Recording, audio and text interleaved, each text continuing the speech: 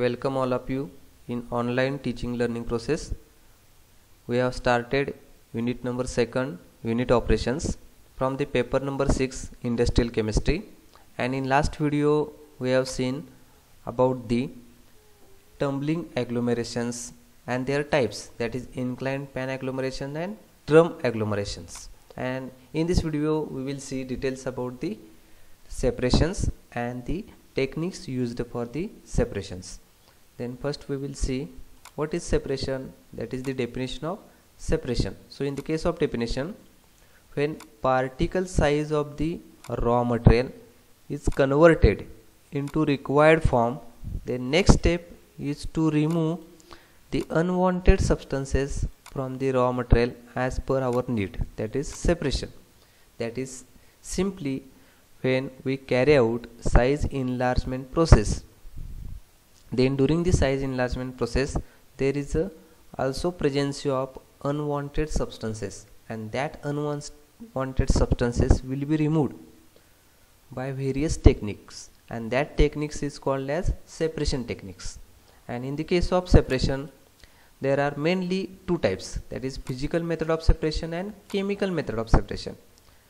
But in your syllabus only physical method of separation is involved, and in the case of physical method of separation there are two types. First one is a magnetic separation method and second one is a froth flotation method. So in this video we will see details about the magnetic separation method and froth flotation method. But before starting these methods, first we will see basic terminology involved in them. That is, first we will see about the metallurgy. Then what is metallurgy? That is, metallurgy is the process of extracting a metal in its pure state on a large scale from its ore by physical or chemical means. That is simply the process in which the extraction of metal in pure form will be takes place from its ore component. So this is the process, is called as metallurgy. So these are the diagrams.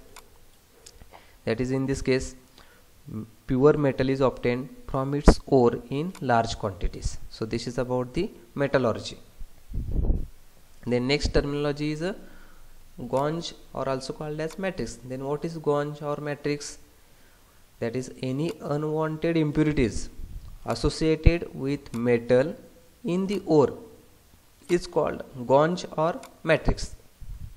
That is simply impurity present in the ore is called gauge or matrix, and their examples are earthy materials, rocky materials, sandy materials, limestone, mica, all are the examples of gauge or matrix. So in this diagram, any unwanted impurity present in the ore is called as gauge or matrix. So this is the diagram of ore. Then next terminology is a flux. Then what is flux?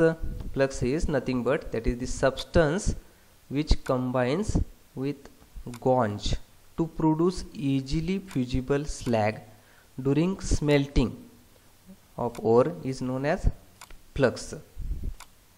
So simply flux is nothing but, so flux, these are the substances. When these substances combines with gauge, then we are getting, that is a fusible slag or fusible substances is called as flux. So flux play important role to form the slag materials. So first example is, that is when silica, that is gauge or matrix. Another name for this gauge matrix is, that is impurity substance.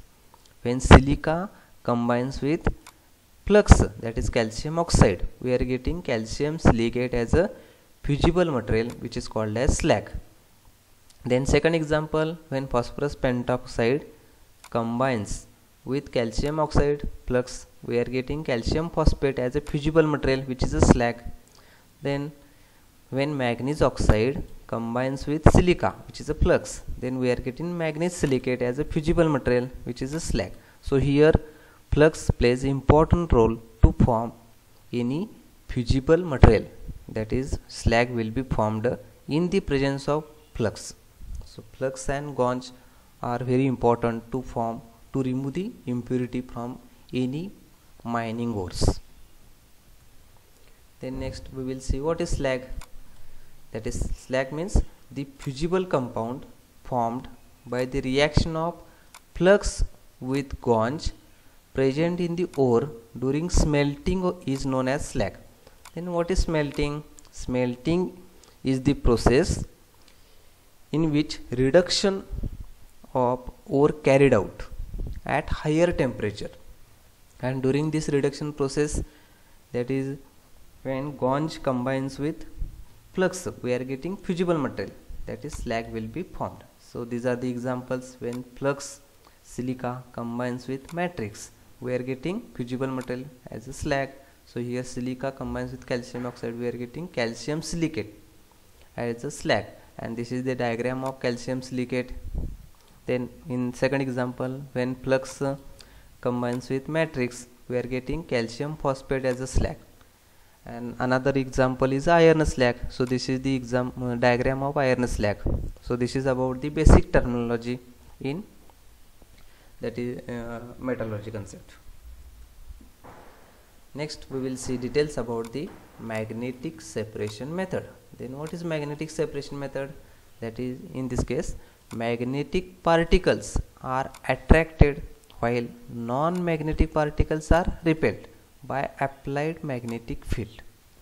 When we apply any magnetic field towards the ore, then from the ore magnetic particles are attracted towards the magnetic field, while non-magnetic particles from the ore are repelled by magnetic field. So this is the main function of magnetic field.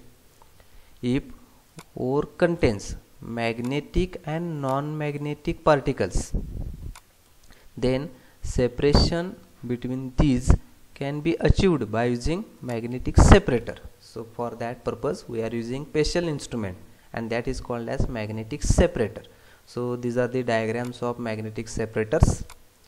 So in the case of magnetic separator, there is a hopper from which we can insert powdered ore material, and there is a leather or rubber belt available which circulate from these two rollers. There are two rollers, one is a non-magnetic roller and another one is a magnetic roller, and from that belt the ore material will be circulated. So this is the another second diagram which have the same function. Next we will see the working of the magnetic separation. So in the case of working, we will first see that is, in case of magnetic separator mainly consists of rubber or leather belt which moves over two rollers. So in this diagram there are two rollers, one is a magnetic roller, another one is a non-magnetic roller, and this is the belt, and this belt is made up of rubber or leather type and which moves on these two rollers. And here one roller is magnetic, we know that. So in this case this roller is a magnetic one and this roller is a non-magnetic one, and powdered ore is dropped on the belt through hopper. So we know that this is a hopper, and from that chamber the powdered ore will be inserted on this leather belt on the non-magnetic roller, which is inserted on the non-magnetic roller, and from the circulation magnetic particles of the ore are attracted by magnetic roller. So after the circulation magnetic particles are attracted by magnetic roller and which fall just below the magnetic roller, and non-magnetic particles which are repelled and which fall away from the magnetic roller. So this is the functioning of the magnetic separator. So next we will see applications of magnetic separation method. So first application, that is separation of iron tungsten oxide, that is magnetic form, from cassiterite ore, and from that cassiterite ore we are getting tin oxide which is a non-magnetic material. So simply from the cassiterite ore we can separate magnetic and non-magnetic metals. Then second application is from siliceous sponge we can separate magnetic material, that is chromatite, FeCrO2 twice. So this magnetic material can be separated from siliceous sponge. And third example is we can separate rutile, that is titanium oxide, which is a magnetic portion, from chloropatite ore. And also we are getting non-magnetic portion, that is calcium phosphate and calcium chloride. So these three applications which will depend on the magnetic separator technique. Then next we will see, that is the next technique, that is a Froth flotation method. Then what is the Froth flotation method? We will see details about that. So Froth flotation method mainly used for the separation of sulfide ores. In multiple choice question they will ask the sulfide ores separated by which technique. So Froth flotation method is mainly applied to separate the sulfide ores. Then we will see principle of Froth flotation method, that is difference in the wetting ability of ore and the gouge particles. That is the principle of Froth flotation method mainly depends upon the wetting ability of ore and gouge particles. So sulfide ore particles wetted by oil means sulfide ore particles will be dissolved into oil, while gouge particles will be dissolved by water. So simply gouge particles will dissolve into water or wetted by water. So in the case of Froth flotation, that is Froth flotation is a process for selectively separating hydrophobic material from hydrophilic material. What is hydrophobic and hydrophilic? So hydrophobic means water repellent property and hydrophilic means water loving property. So this is used in several processing industries. Historically this was first used in mining industry.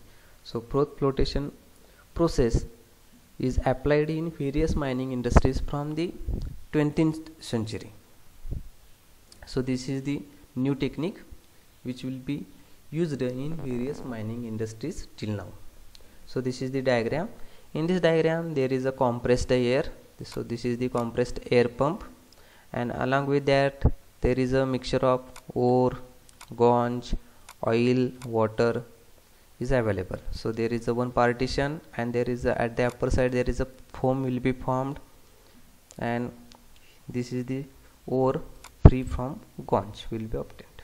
So next we will see detailed working about the Froth flotation method. Before start the working, we will see in the case of Froth flotation method some reagents are used. And then first reagent is collectors. So what is collectors? Collectors are the substances which get attached with particles of ore and make them water repellent. Water repellents means hydrophobic. So collectors are nothing but these are the substances when we add it into the ore, then they get attached with the ore particles and make them water repellent.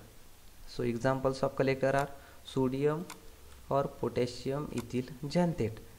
Another example is carboxylic acids and their salts. Then next reagent is frothers. Then what is frothers? Then these substances forming the stable froth or foam with particles of ore are called frothers. Frothers are nothing but which will form foam of the ore particles. And examples of frothers are camphor oil, pine oil, etc. And these oils form stable froth with particles of sulfide ores. So we have seen the terminologies, that is what is collector, what is frothers. So in the case of Froth flotation method, collectors and frothers are used in small quantity. So they are used in very minute quantities.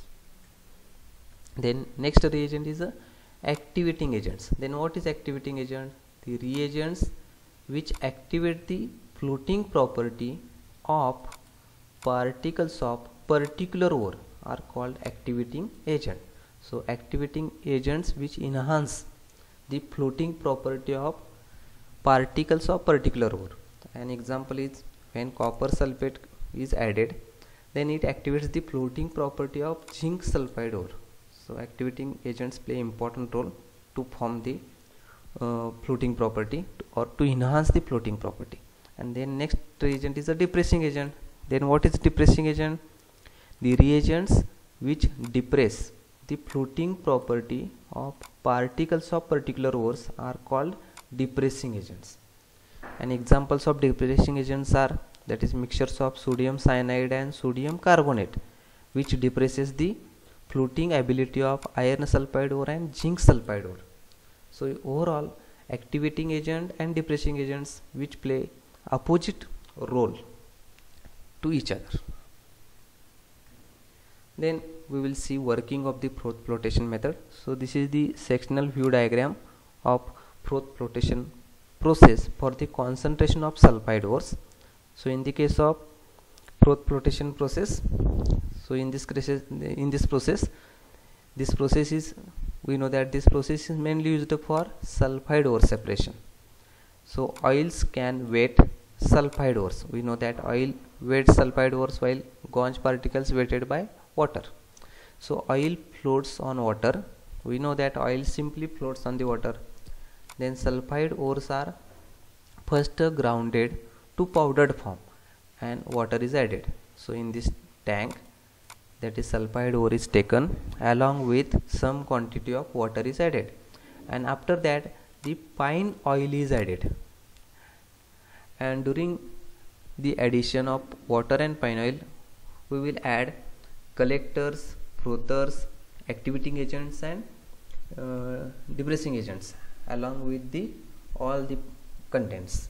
And after that the emulsion is agitated by passing compressed air. The compressed air is passes through this assembly, and after passing the compressed air, the agitations will be start, that is mixing will be start or vibration will be start.